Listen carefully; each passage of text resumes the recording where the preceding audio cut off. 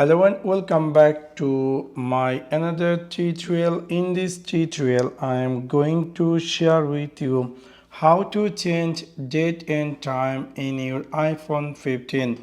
So let's take a look how to do that.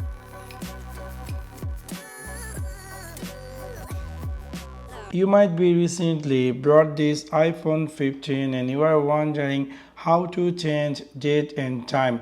In order to do that, it's really very easy and simple. You need to click in your iPhone 15 settings section. After click over there, from here you need to click here general. After click over general, you need to click here date and time.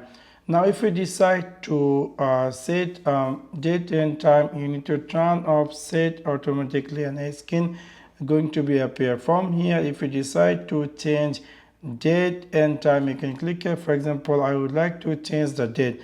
For example, I would like to make it 6 June. You can make it from here. You can even change the month and year you want.